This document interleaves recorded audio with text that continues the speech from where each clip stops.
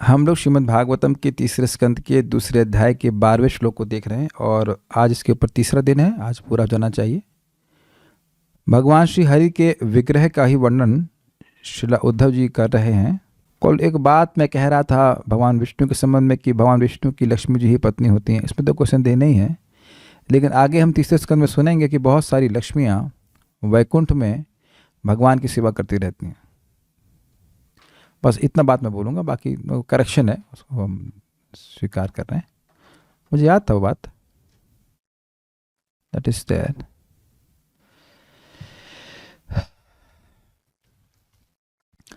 तो भगवान श्री हरि का स्वरूप क्या है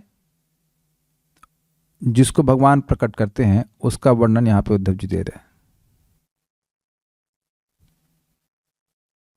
एक बात है, जब हम लोग अपने किसी भी कार्य को करने में असमर्थ होते हैं तो ऐसे व्यक्ति को सहायता पुकारते हैं, लेते हैं जो कि बहुत समर्थ हो उस कार्य को करने में। जैसे सिंपल सी बात है, अब सीढ़ी चढ़ने में असमर्थ होते हैं तो लिफ्ट को स्वीकार कर लेते हैं और उससे वही कार्य हो जाता है जो हम स्वयं करने में अशक्य हो, समर्थ ना हो।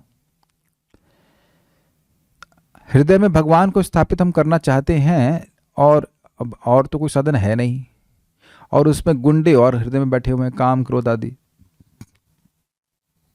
तो अब भगवान को ही सीधे हम आह्वान करने के आप ही आकर के बैठ जाइए, आप ही इन गुंडों को भगाएं और आप ही इनको, आप उसके बाद हमारे हृदय में विराजमान हो जाए। और इस तरीका क्या है? श्रीमद् भागवतम का श्रवण।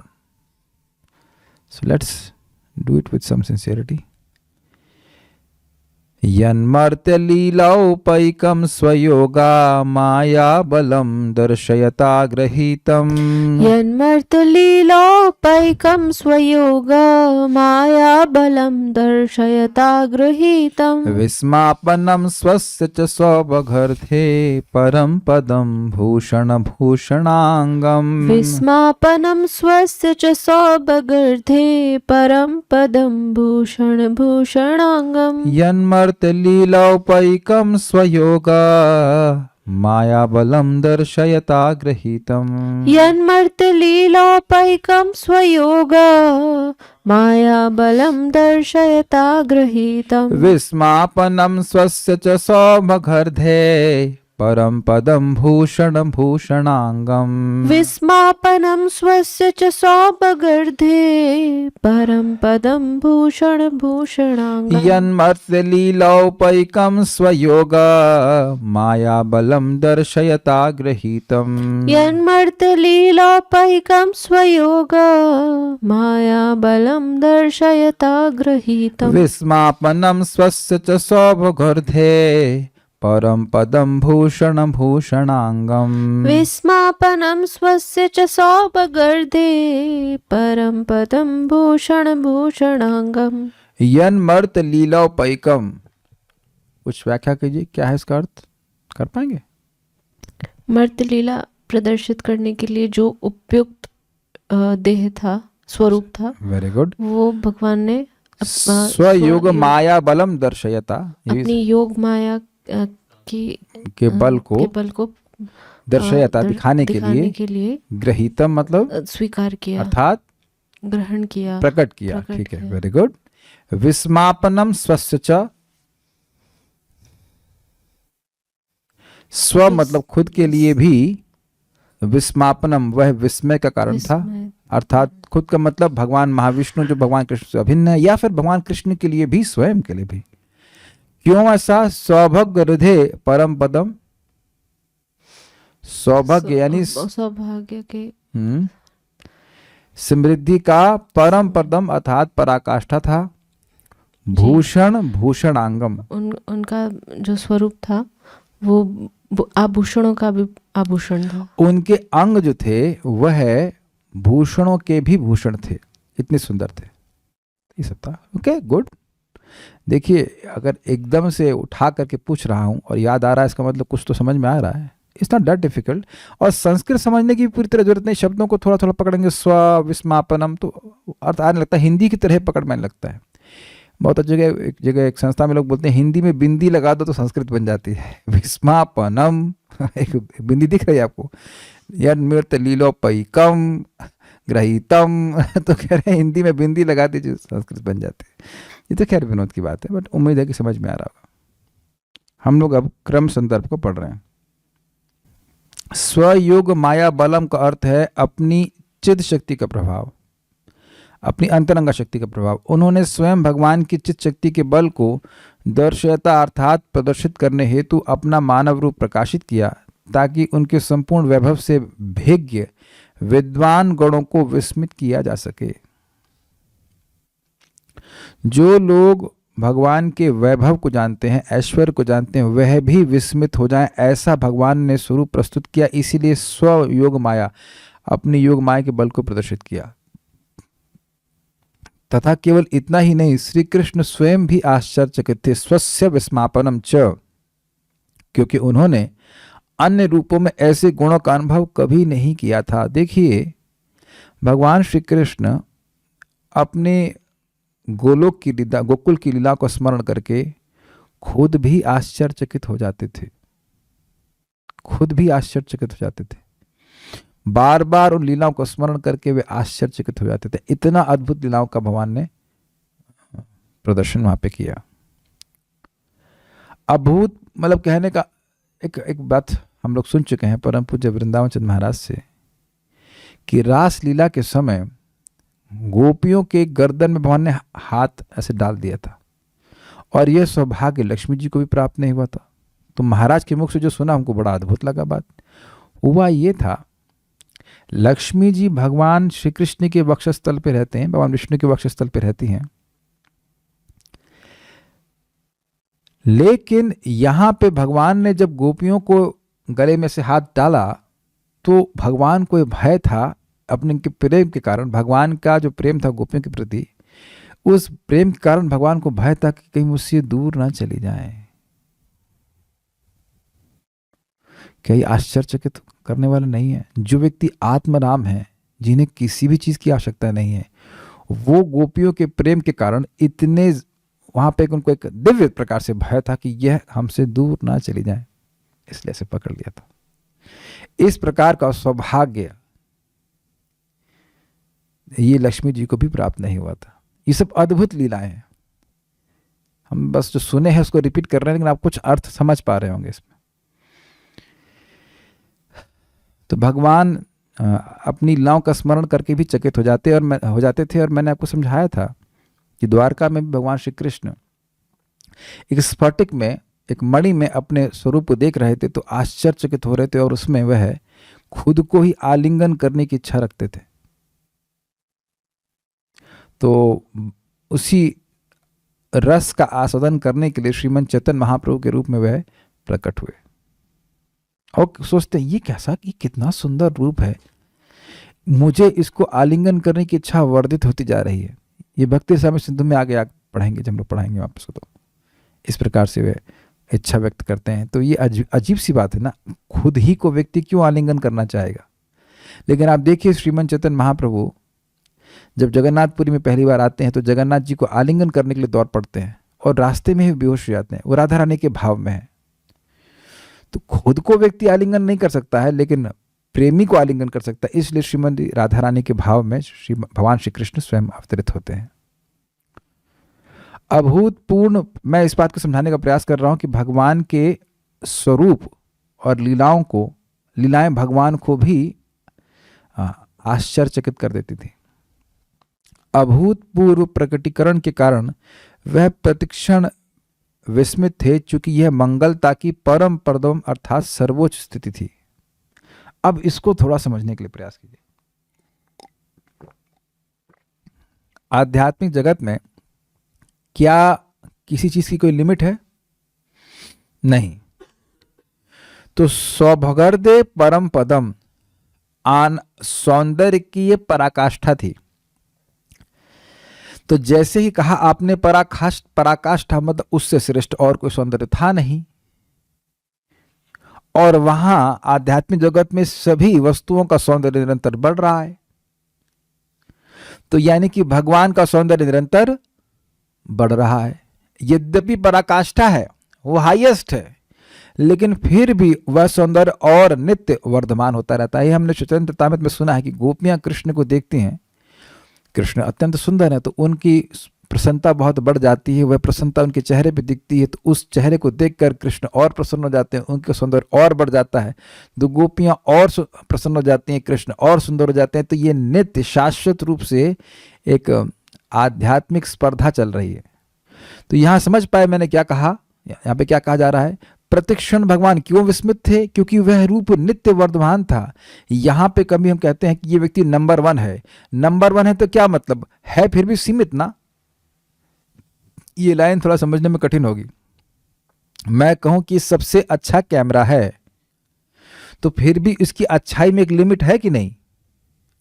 अन्य सीमित वस्तुओं, अन्य सीमित कैमरों से कहा जाएगा, सबसे नहीं, अन्य सीमित कैमरों से जिनकी सीमित क्षमता है उनमें ये सर्वश्रेष्ठ है, ये तो कहा जाएगा ना।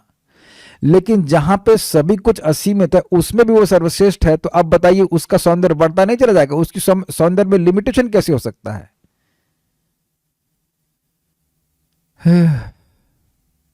ये बात ऊपर से गई कि समझ में आई, नहीं समझ में आई। देखिए, प्रतिक्षण विस्मित होने का मतलब है कि वह और अधिक मधुर हो रहा है, और अधिक मधुर हो रहा है।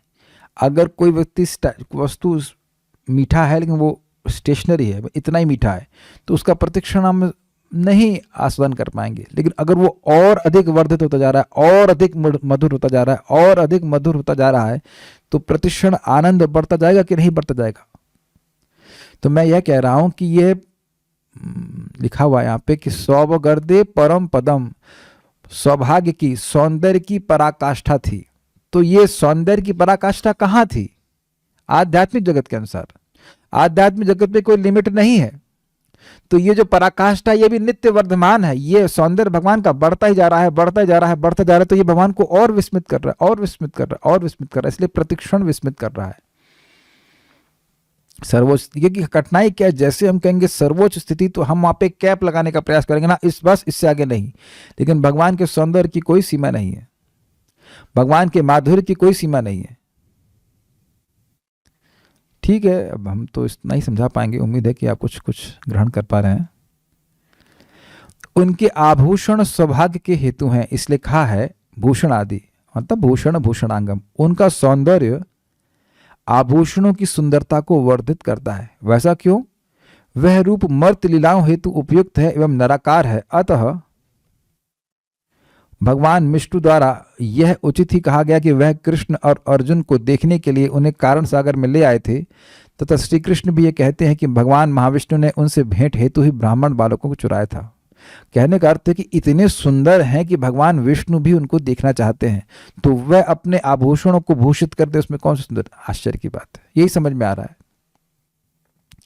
मद दर्शनार्थम ते बाला हतास्ते न महात्मन इति, ये सब अगले पिछले श्लोक में बोला गया था कि भगवान श्री कृष्ण, हरिवंश पुराण का श्लोक है वह, उसमें अर्जुन को कहते हैं कि मेरे दर्शन के लिए ही उन बच्चों को लाया गया था, महात्मना के द्वारा, अर्थात भगवान विष्णु के द्वारा।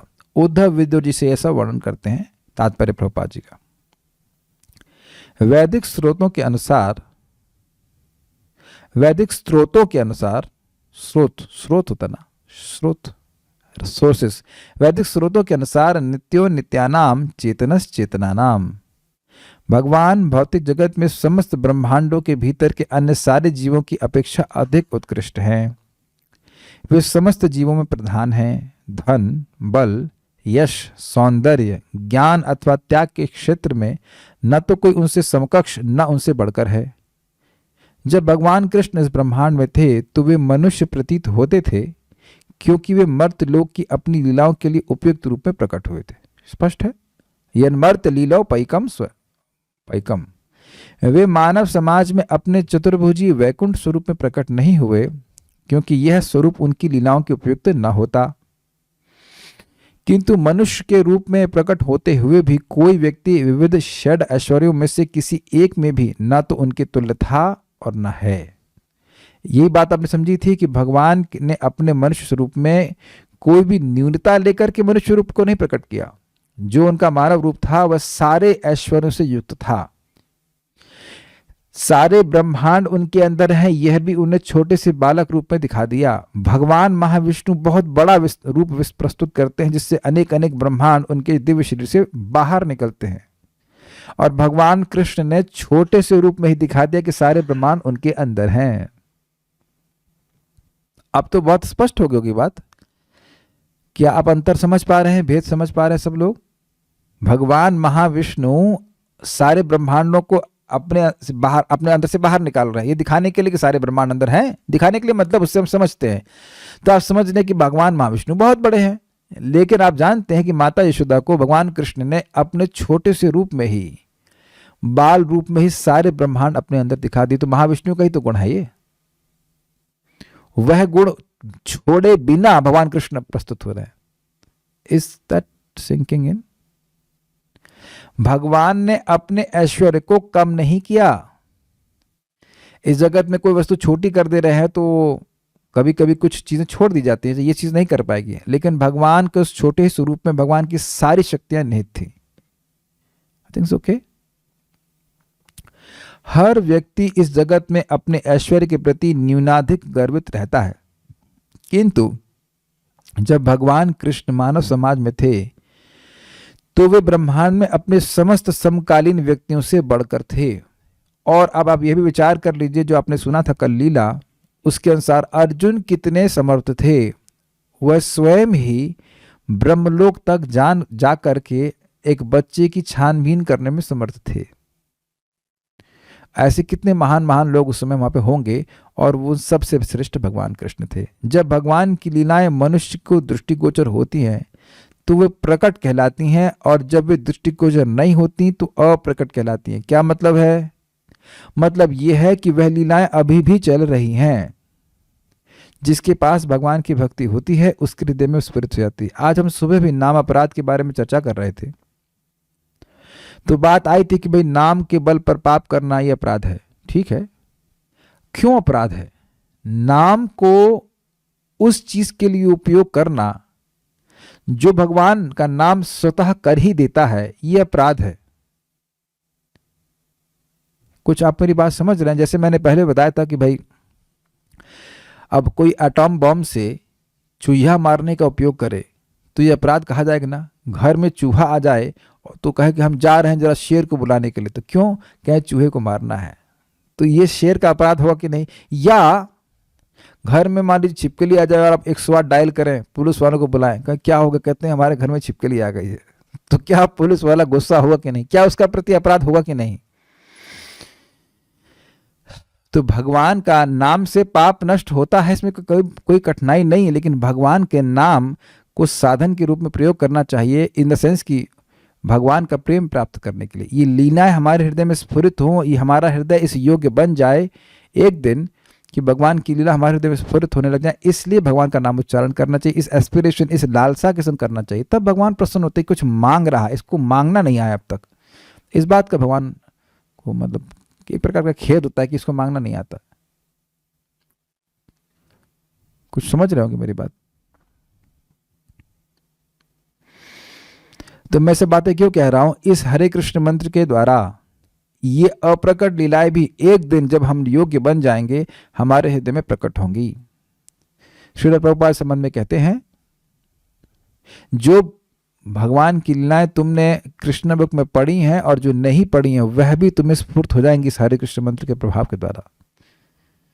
और ऐसा नहीं कि भगवान चाहते नहीं है, लेकिन ऑब्वियसली जब योग्यता होगी तभी हम इस प्रकार से देखने में समर्थ हो पाएंगे। वस्तुतः भगवान की लीलाएं कभी नहीं रुकती। जिस तरह सूर्य कभी आकाश को नहीं छोड़ता, सूर्य सदैव आकाश में सही कक्षा पर बना रहता है, किंतु हमारी सीमित दृष्टि में वह कभी दिखता है तो कभी ओझल रहता है। इसी तरह भगवान की लीलाएं सदैव किसी न किसी ब्रह्मांड में चलती रहती हैं। जब कृष्ण द्वारका के दिव्य धाम से अंतर्धान हो गए तो यह वहां के लोगों की आंखों से उनका ओझल होना था। इससे यह भ्रम नहीं होना चाहिए कि उनका दिव्य शरीर जो मर्त्य लोक की लीलाओं के लिए उपयुक्त था, वैकुंठ लोक में उनके विभिन्न अंशों से किसी तरह निकृष्ट था। मतलब जो सेम शुद्ध सत्व की मूर्ति। भौतिक जगत में प्रकट होने वाला उनका शरीर इस बात में सर्वोत्कृष्ट है कि मर्त्य लोक में उनकी लीलाएं वैकुंठ लोक में प्रदर्शित उनकी कृपा से बढ़कर हैं। वैकुंठ लोक में भगवान मुक्त या नित्य मुक्त जीवों के प्रति ही दयालु होते हैं, किंतु मर्त्य जगत की अपनी लीलाओं में वे उन पतितात्माओं पर भी दयालु होते हैं जो नित्यबद्ध हैं। अगर भगवान यहाँ पे नहीं आए तो भगवान की लीलाओं को देखने का तो कोई प्रश्न ही नहीं जीवात्माओं का होता। और इस समय जब हम भगवान की लीलाओं के बारे में सुन रहे होते हैं तो वह भी भगवान का संपर्क है। तो जब भगवान लीला करेंगे ही नहीं आकर के तो लोगों को सुनने के लिए, बोलने के लिए मौका मिलेगा ही क्या। तो इसलिए ये भगवान की विशेष कृपा है उन लोगों के प्रति जो उनके विरुद्ध चल रहे हैं, जो उन लोगों के प्रति अनादिकाल से विरुद्ध ही चल रहे हैं। मैं इस बात पे कुछ कहना चाहता हूं जो बहुत रुचिकर है। किसी युद्ध में हम बहुत समय से हार ही रहे हों और एक भी युद्ध जीतेंगे तो उसको कुछ पॉजिटिव माना जाएगा कि नहीं माना जाएगा। अनादिकाल से माया ने हमें भगवान का स्मरण करने का मौका ही नहीं दिया। मैं खाली बोल नहीं रहा हूं, जरा मैं चाहूंगा कि आप समझें इसको मैं क्या कहना चाहता हूं। क्या ये बात लोगों को समझ में आ रही मैंने क्या कहा? अनादिकाल से माया हमको भगवान को भुलावे में हमको भगवान से भुलावे में ही रख रही है, हमको याद ही नहीं करने दे रही। राजकुमार प्रभु भक्ति में आने से पहले जिस तरह अभी आप भगवान का स्मरण करते हैं, ऑलमोस्ट रोज 5-10 मिनट तो रोज ज्यादा ही करते होंगे, क्या वैसे ही आप रोज करते थे? यहां आप कह सकते करते, आप थोड़े धार्मिक थे, लेकिन आप अन्य लोगों को पूछेंगे तो ऐसे एकनिष्ठ भाव से नहीं करते थे कि यही लगा हुआ है कि भगवान का स्मरण करना, भगवान का स्मरण करना है। मैं समझा पा रहा हूं मैं क्या कह रहा हूं? अनादिकाल से हम लोग माया के द्वारा दबाए गए हैं, रखे गए हैं, मसले गए हैं। बिल्कुल तुमको कुत्ता बनना पड़ेगा और तुम्हें कुत्ता बनना पड़ेगा, जाओ कुत्ते की योनि में। Is it not? तुमको छिपकली बनना पड़ेगा, छिपकली बनो। हैं हम लोग भगवान के पार्षद, भगवान के अंश हैं। अभी तो पार्षद नहीं बने हैं, लेकिन देख रहे दुर्गति क्या हो रही है। गले में फांस बांध करके तुमको ये करना ही पड़ेगा, तुमने ये किया है तुमको ये करना ही पड़ेगा। और हमारा कोई उसमें मतलब हमारे पास कुछ, वी वर हेल्पलेस, हम कुछ नहीं कर सकते, हम असहाय थे, हम कुछ नहीं कर सकते थे। क्या सब भक्त उस बात को समझ पा रहे हैं? तो इस जीवन में अगर कुछ भी व्यक्ति भगवान के लिए कर पा रहा है, भगवान के लिए कुछ भी कर पा रहा है, भोग लगा रहा है, भगवान को मतलब प्रसाद ग्रहण कर रहा है, भगवान का नाम उच्चारण कर रहा है, कथा सुन रहा है, ये भगवान के लिए बहुत बड़ी विजय है, बहुत बड़ी विजय है। और हमारे लिए भी बहुत बड़ी विजय है। जितना भी हम लोग भगवान की सेवा में कर पा रहे हैं, बहुत बहुत बड़ी विजय। उम्मीद है कि आप मेरी बात समझ पा रहे होंगे। पता है प्रभुपाद जी क्या कह रहे हैं? आज मैं प्रभुपाद का लेक्चर सुन रहा था और प्रभुपाद जी कहते हैं कि कोई व्यक्ति पानी पी रहा है, वो तो अलग बात छोड़िए, कोई शराब पी रहा है और वह ये सोचे कि शराब का रस भी कृष्ण है, तो एक दिन वह बहुत बड़ा भक्त बन जाएगा। ये प्रभुपाद जी के शब्द है। और ये रोज आकर के भागवत सुने और जप करे, उसका तो कहना ही क्या। मैं इसलिए जानबूझ के बोल रहा हूं क्योंकि समझना चाहिए कि जीवात्माओं के प्रति भगवान कितने दयालु हैं। वैसे तो हम समझ नहीं सकते, प्रभुपाद जी का भी शब्द है, प्रभुपाद जी का ही शब्द है कि आप भगवान के चाहे किसी भी गुण को समझ लो, लेकिन जो भगवान की सहज कृपा है जीवात्माओं के प्रति, स्पेशली पतित जीवात्माओं के प्रति, उसको आप कभी नहीं समझ सकते। और एक बड़ी सुंदर बात है, जहां तक मैं स्मरण कर रहा हूं, ये श्रीला विश्वनाथ चक्रवर्ती ठाकुर जी की टीका में से है। वो कहते हैं कि भगवान को जो बद्ध जीव हैं वो और भी प्रिय हैं। क्यों? क्योंकि नित्य मुक्त जीवों को भगवान को प्राप्त करने के लिए कभी संघर्ष नहीं करना पड़ा। तो हमारा जो संघर्ष है वह भी भगवान को प्रसन्न करने के लिए है। जो भी भगवान के लिए भक्ति कर रहे हैं, प्रयास कर रहे हैं, this is very very nice. और भगवान की कृपा होती है। जिंदगी भर आप ऐसे सोचते रहोगे, अरे ये क्या हो रहा है, हम इतनी गलती कर रहे हैं फिर भी भगवान माफी में माफी, माफी में माफी, हद हो गई। हमें तो लग रहा है कि अब तुम्हारे लिए कोई चांस नहीं होगा। कृष्ण नहीं, इट्स वेरी मर्सीफुल। इसका दुरुपयोग नहीं करना चाहिए, अपने को उत्साहित रखना चाहिए कि भगवान की हम भक्ति करेंगे, निश्चित रूप से भगवान की कृपा से हम उद्धार हो जाएगा।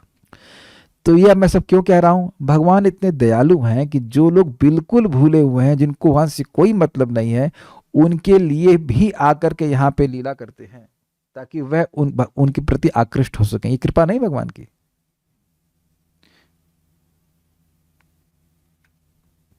ओके।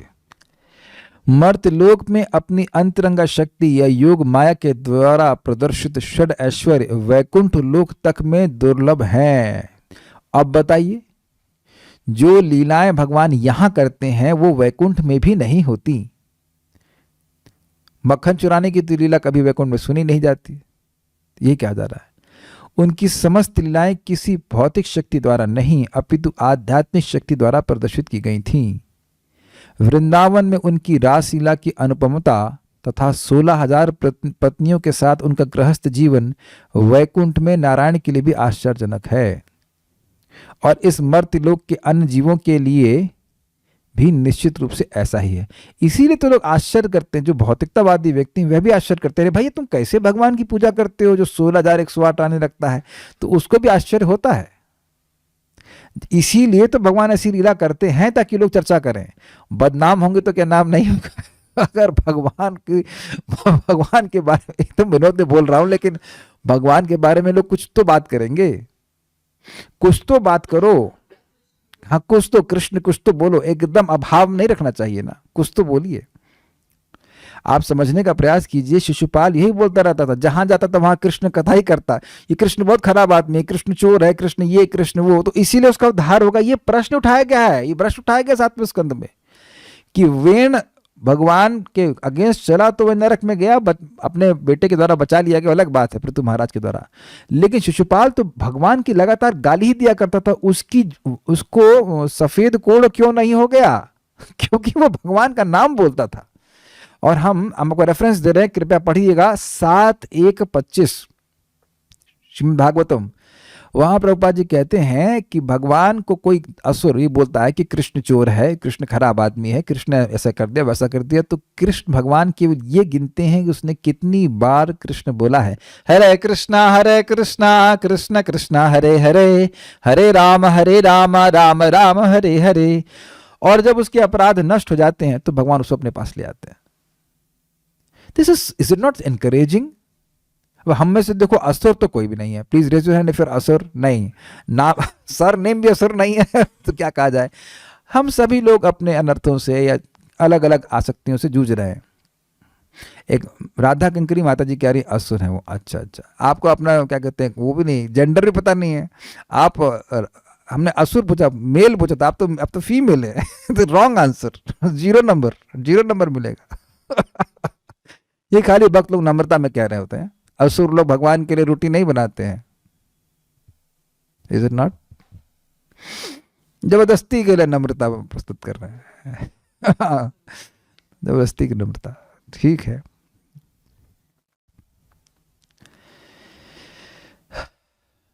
अरे भाई, आपको हम स्पेशल चीज दिखाएंगे तो आप पर अधिक कृपा कर रहे हैं ना। तो जो वैकुंठ के पार्षदों को लीला नहीं दिखाते वह बद्ध जीवों को दिखा रहे हैं, तो ये विशेष कृपा हुई कि नहीं? ठीक है। उनकी लीलाएं भगवान के अन्य अवतारों के लिए भी, यथा श्री राम, नृसिंह तथा वराह के लिए भी आश्चर्यजनक है। ये इसका कोई प्रमाण बताइए। प्रमाण आपको बताते हैं। भगवान श्री राम माता सीता के साथ थे जंगल में और वह कुछ गडरियों को देख रहे थे। गडरी समझते हैं? मतलब जो गाय चराने वाले होते हैं, वही मतलब ग्वाले। तो भगवान श्री राम उनको देख करके मुस्कुराने लगे, ग्वालों को। तो माता सीता ने पूछा, आप क्यों मुस्कुरा रहे हैं? तो कह रहे हैं कि मैं अगले अपने अवतार का, यानी कृष्ण अवतार का जो गोप रूप है उसका स्मरण करके मुस्कुरा रहा हूं। भगवान श्री राम और कृष्ण में तो कोई भेद नहीं है। तो ने कहा वो रूप कैसा है? तो भगवान ने वो अपने बाण से उस एक पत्थर पे उसको उकेरा, तो वही है जो मैं सुना हूं भक्तों से, खीर चोरा गोपीनाथ, वही है वो। उनकी सेवा माता सीता ने करी थी। तो उस स्वरूप को स्मरण करके भगवान श्री राम भी आश्चर्यचकित। आश्चर्यचकित मीन्स उनको आनंद मिल रहा है। अब नरसिंह देव के बारे में हम नहीं जानते, नरसिंह देव विस्मित हुए थे, मतलब कब हुए विस्मित नहीं पता, लेकिन भगवान श्री राम के बारे में उनको पता है। उनका ऐश्वर्य इतना सर्वोत्कृष्ट था कि उनकी लीलाओं की प्रशंसा वैकुंठ के स्वामी द्वारा भी की गई, जो स्वयं भगवान कृष्ण से भिन्न नहीं है। इसकी व्याख्या हमने कल आप लोग सामने कर दी थी। सो यहाँ पे तात्पर्य समाप्त हो रहा है। कोई प्रश्न तो है नहीं, समझ में आ गया होगा। So will stop here. Shrimad Bhagavatam की जय, श्रील प्रभुपाद की जय, निताई गौर प्रेमानंदे। तो कल अगला श्लोक देखेंगे।